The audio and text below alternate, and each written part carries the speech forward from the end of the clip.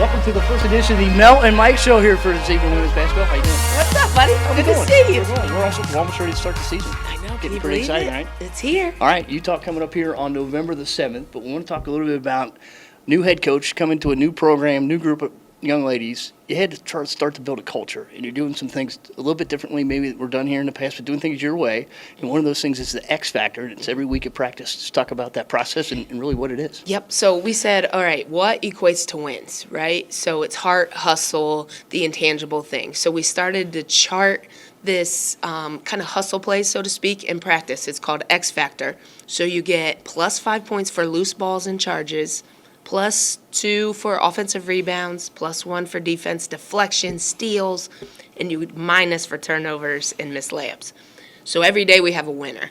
Every week we have a winner. At the end of the season, we'll have like our X Factor player who correlates to you can't take them off the floor because they do all the little things to make us be successful. And so it's been interesting to see the buy-in every day. And the first week, our freshman, Courtney Pranger, comes in, kicks butt, wins the X Factor. The next week, it was Sarah. Then the next week was Courtney again. Then Ari has taken the last 2 weeks. So it's like a little competition amongst themselves. But it's really neat to see. Last week, we had a practice where we had 9 loose balls and charges in one practice. And so we celebrate that stuff. Those are victories for us, and it's cool to see each player each day step up. You get your report card at the end of the day, so you're coming to Wednesday, hey, I need 20 points to get to the X Factor by Friday, and that helps out the culture. And that helps out the culture.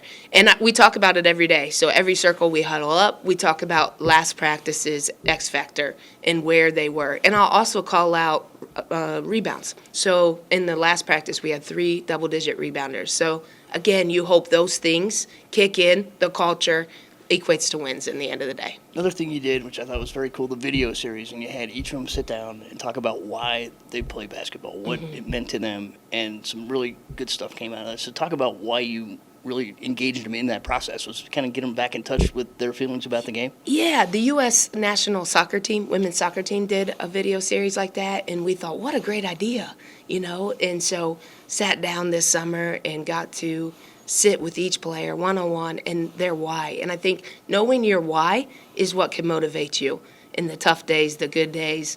And so you sit there and watch them and you see growth amongst every player through the program, but also it kind of hits you a little bit emotionally when you hear their why and their stories. Very passionate, good stuff. One of those good things that came out. Ashlee Gomez was pretty interesting, and she talked about, she went on a mission trip prior to your arrival here and said she kind of got it back in touch with the game. So I think it kind of reflected in her comments there. But talk about Ashlee Gomez and her approach to this season. Ashlee's been unbelievable. At first I think the change was hard for her, kind of like, who this is staff coming in here. But she's bought in from day one. And she came into my office one day and was like, Coach Mel, I just want you to know that I got my passion back. And that hit me emotionally. Right. I'm like, wow, this is good.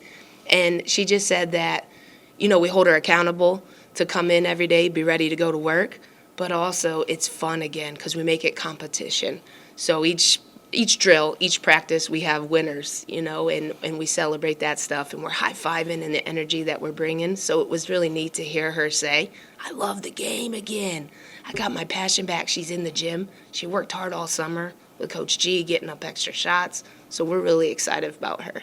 Talk a little bit about the first things you said to the team. It was kind of a whirlwind process from when you took the job, you got here, we had the news conference, all that fun stuff. First time you walked into that locker room and saw a group of young ladies that you hadn't coached before, probably didn't know a whole lot about. What were some of your first statements to them? How did you sort of break the ice and get to know them? Yeah, well, they joke to this day. They're like, Coach Mel, you came in like, whoa, and I think my biggest thing is win, right? A winning mentality, and how does that look? And our approach to that every single day. And it's not always the wins, the game winning, but it's what did you do that equates to that? What were you prepared? Were you hustling? Were you doing what you were supposed to do? Were you committed? And so I brought in a net, and I said, how many of you have done this? And the room got quiet. And I said, this is what it's about. You only have 4 years to play this amazing game in college.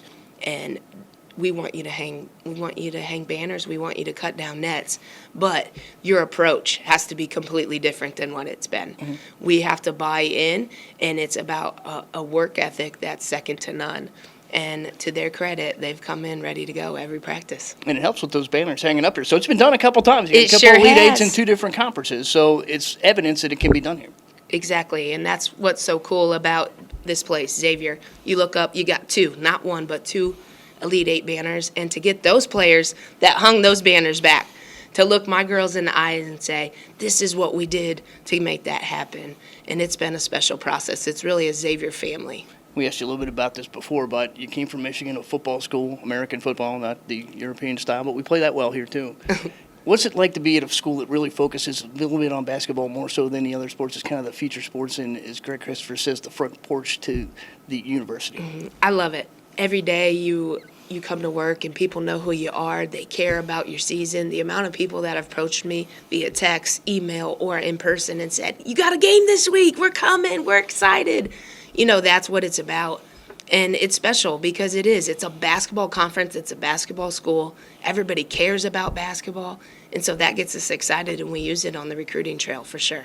Get back to, we're starting the season here against the Utah Utes. You're going to pick your captains a little bit different way than usual. Normally you see a group that's a captain for the entire season, but you're going to do it a little different. Talk about it. Yeah, so at first we came in, we're like, let's have him present, let's have him figure out based on that. And then the more I got to know this group, I said, you know what, let's change it every week. Let's change it every game based on who is talking, communicating, leadership in practice, leadership outside of basketball. What are they doing on going to class, going to making sure everybody's doing what they're supposed to do. So each game we'll have kind of 2 captains that will rotate throughout, and then we also are going to start bench captains.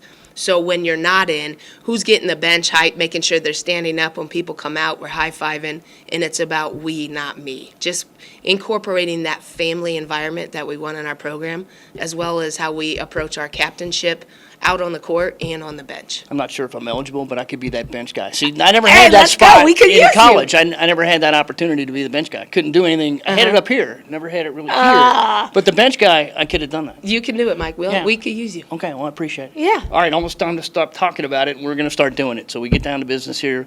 You open up with the Utah Utes here at home.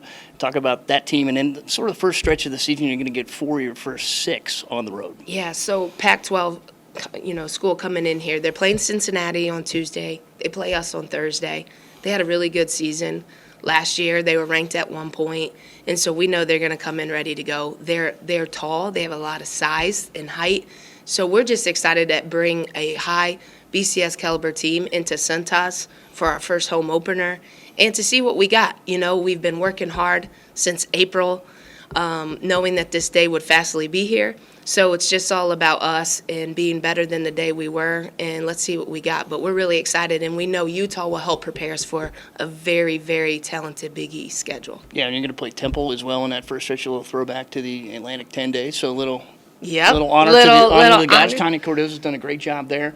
And then talk about that next little stretch in there. Ryder's going to be a part of that road trip, and then you get back home here a little bit later in the month. Yep, so when we looked at it, we said, well, how can we get a road trip that we get something out of? So we said, let's go out east because our conferences, a lot of the schools are out east, and let's have a day in between just like we do. So it gets our staff used to the Big East road trips and what those look like and the preparation for it, but also our players. So they're locked in both games. Let's try to come out with 2 dubs and get us prepared for Big East Conference play. All right, Coach, one of those Xavier Nation's fired up for it. You can't follow the Musketeers here at Cintas Center. They're going to be on the road. Check them out on the road, but also check out the new Xavier app as well. Great stuff there, and we'll have all the women's information for you during the season. First edition of Mel and Mike is in the books. Let's go M&M. Musketeers.